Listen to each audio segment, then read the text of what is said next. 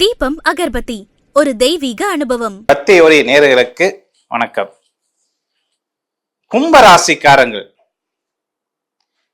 இந்த கும்பராசிக்காரங்களுக்கு பிறருக்கு தான் உதவியாக அமைவாங்க தவிர தனக்குன்னு என்ற ஒரு வரக்கூடிய வாய்ப்பினை அங்க குறைவாக இருக்குமானா அது குறைவாதான் இருக்கும்.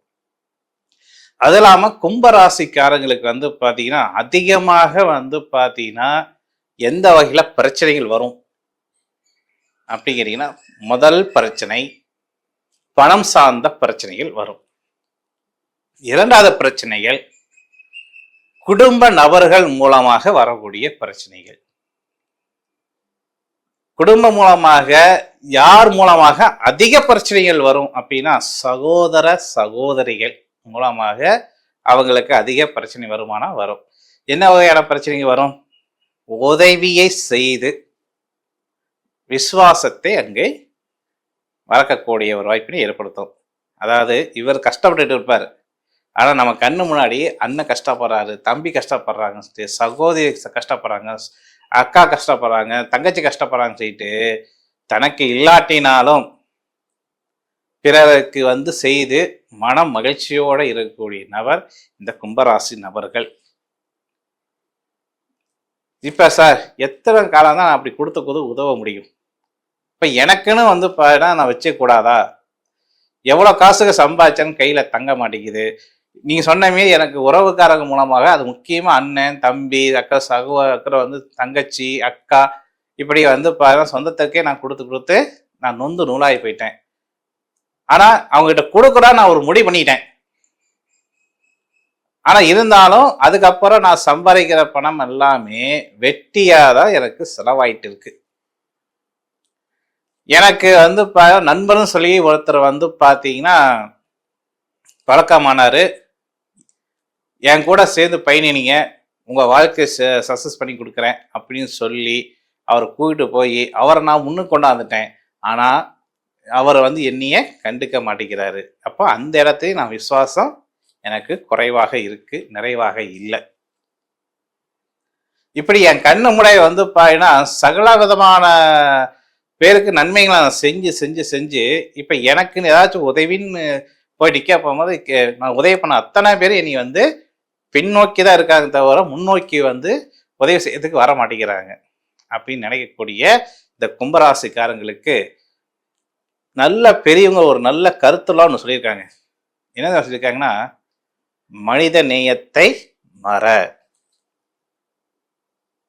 ஆத்மாவை கெட்டியாக பிடித்துக்கொள் அப்படின்னு சொல்லியிருக்காங்க. அதுல இந்த வார்த்தை மூலமாக என்ன தெரியுதுன்னா, மனிதன் உதவிகள் செஞ்சாலும் அங்க பணம் விசுவாசம் என்ற பெயர் அங்க கேள்விக்குறியாக தான் இருக்கு. ஆத்ம தரமாக கும்பிடக்கூடிய சித்தர்களாகட்டும், முத்தர்களாகட்டும், அது மட்டும் இல்லாம நம்மளுடைய முன்னோர்கள் ஆச்சுங்களா, நம்ம முன்னாடி வாழ்ந்து அதுல இன்பம் துன்பங்களை பணம் பார்த்து அதுக்காக நம்மளுடைய வம்சதாரர்கள் வாழ்க்கையில பாத்தீங்கன்னா நல்ல உயரத்துக்கு போகணும் அப்படின்னு சொல்லிட்டு சில பேர் பணம் சொத்து சுகத்தை சேர்த்து வச்சிருப்பாங்க ஆச்சுங்களா, வீடு வாசல் கட்டி வச்சிருப்பாங்க, மாடு கண்டுகள் பாத்தீங்கன்னா பரமாயிருக்கு பாத்தீங்கன்னா அடுத்த வரக்கூடிய என்னுடைய தலைமுறை இது பயனுள்ளதாக இருக்கட்டும் சொல்லிட்டு நிறைய பொருட்களை சில குடும்பத்தார்கள் வைத்து விட்டு போயிருப்பாங்க. அதெல்லாம் கடைசி வரைக்கும் நம்ம நினைச்சிருப்போமா?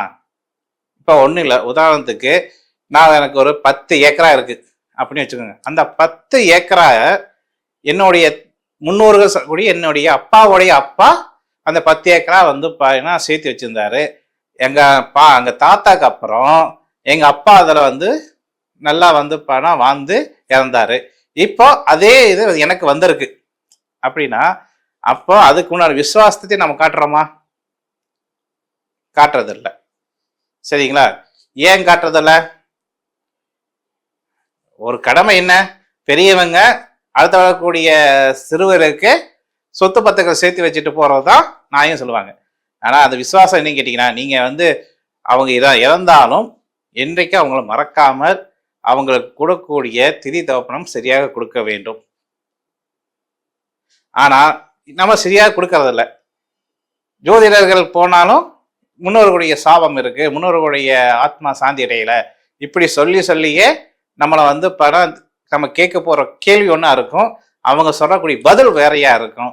அப்ப நம்ம அதை முடிக்கிறதுக்கு வந்து பாத்தீங்கன்னா எங்க போனா, ராமேஸ்வரம் போனா வெட்டி செலவு, அங்க போனா ஐயர்களை பிடிக்கணும், அக்கறை வந்து எத்தனை, அதாவது ஒருத்தருக்கு திதி கொடுக்க சொல்லிட்டு போவோம், ஆனா அவங்க சொல்லுவாங்க 7 தலைமுறைக்கு திதி கொடுக்கணும், 21 தலைமுறைக்கு திதி கொடுக்கணும், ரொக்கம் ரூபாய் வந்து பாத்தீங்கன்னா 10,000 ரூபாய் வேணும், 20,000 வேணுங்க.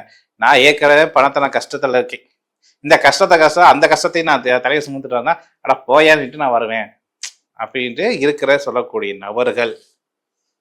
சரி சார், இதெல்லாம் விட்டுருங்க, இதை மூலியமா மேற்கொண்டு உங்களுக்கு என்ன சார் தெரிஞ்சுக்கணும் இதை அப்படின்னு கேட்டீங்கன்னா, ஒன்றும் இல்லைங்க. கருப்பர் முன்னாடி வந்து எள் கலந்த சாதத்தை முதல்ல வந்து பார்த்தீங்கன்னா கருப்பர் முன்னாடி வந்து தலவாரையறையை விரிங்க. அதுல வந்து பார்த்தீங்கன்னா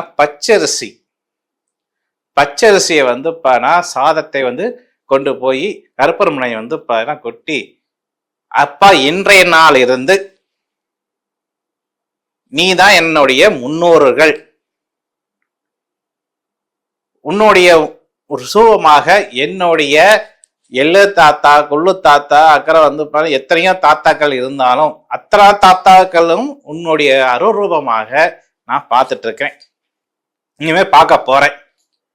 இன்றைய நாள் இருந்து வந்து பாருன்னா நீதான் எனக்கு வழிகாட்டி, என்னுடைய கஷ்டங்களையும் துன்பங்களையும் நீ வந்து சரிப்படுத்தணும்னு சொல்லிட்டு முதல்ல அந்த இடத்துல வந்து கருப்பருக்கு தலவாரை விரிச்சு பச்சரிசியை கொட்டி நல்லா வேண்டுதல் வச்சுக்கிட்டு அவர் முன்னாடியே வந்து பாத்தீங்கன்னா எத்தனை பேருக்கு ஆத்மாவுக்கு நீங்க வந்து பாத்தீங்கன்னா உருண்டை எடுக்கணும் அப்படின்னு முடிவு பண்ணீங்கன்னா, உதாரணத்துக்கு 7 உருண்டை.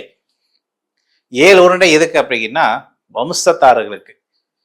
எனக்கு முன்னாடி வந்து பாத்தீங்கன்னா ஒரு 3 வம்சம் எனக்கு முன்னாடி இருக்கு, அவங்க ஆத்மா இந்த பிரபஞ்சத்தை சுத்திட்டு இருக்கு, நான் சரியான தீர்த்தப்பணம் கொடுக்கல அப்படின்னு நினைக்கக்கூடிய குடும்பத்தார்களுக்கு வந்து அந்த 3 வம்சங்களுடைய என்னுடைய தாத்தாவுடைய ஏற்கனவே இருக்கக்கூடிய தாத்தாக்கு அப்புறம் என்னுடைய தாத்தா, அந்த தாத்தாக்கு அப்புறம் என்னுடைய அப்பா, அப்படின்ட்டு 3 உருண்டையும், அதுக்கப்புறம் வந்து என் குல தெய்வத்தை மறந்துட்டேன் அப்படின்னு சொல்லிட்டு இன்னொரு உருண்டையும், இனி வரக்கூடிய ஜென்ரேஷனுக்கு எல்லாமே எந்த ஒரு கர்மாவும் வந்து அனுமதிக்க இல்லாம நல்ல செல்வாக்கவும் சௌரியமாகவும் இருக்கிறதுக்கும், அதுல வந்து அந்தமே என்னுடைய வாழ்நாள் முழுக்க இருக்க போகும்போது இருக்கக்கூடிய துன்பம் துயரங்கள் எல்லாத்தையும் நீ சரிப்படுத்தி விட்டு என்னைய வந்து நல்லா சுகபோகமா வாழ வைக்கிறதுக்கும் இந்த 7 உருண்டைகள் என்னுடைய வம்ச உருண்டைகளாக நினைச்சு நான் வந்து கையில வந்து உருண்டை எடுத்து வைக்கிறேன்னு சொல்லிட்டு, ஏன்னா அவர் முன்னாடி தயவு செஞ்சு எல்லாம் கலந்துடாதீங்க.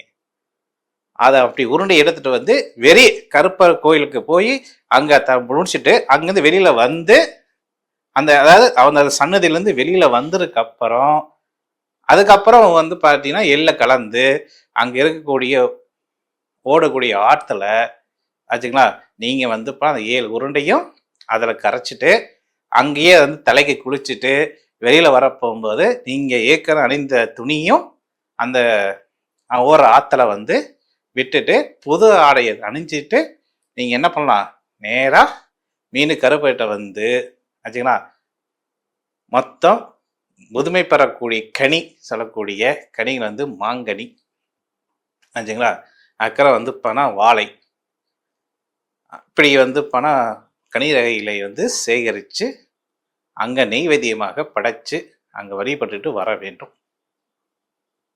இது ஒரு தடவை செஞ்சிருங்க. மறு தடவை நீங்கள் போகும்போது மூலிகை கடந்த ஆச்சுங்களா தீர்த்தத்தை அதில் வந்து பல வகையான பொருள்கள் சேகரித்து அந்த பொருள்கள் மூலமாக கருப்பருக்கு அபிஷேகத்தை செய்து தொடர்ந்து 21 வாரம் சனிக்கிழமை தோறும் ஆச்சுங்களா, ஒரு தடவை தான் நீங்கள் வந்து திதி தவணம் கொடுப்பீங்க. மாரி அங்கே வந்து பார்த்து என்ன பண்ணணும், உருண்டையை பிடிக்கலாம். வாரம் உருண்டை பிடிச்சி எள்ளு கலந்த இதை நீங்கள் விடணும் அவசியம் இல்லை. ஆனால் என்ன கிழமை நீங்கள் செய்கிறீங்களோ அதுவே மறு வருஷம் கருப்பர் முன்னாடி செய்யணும்.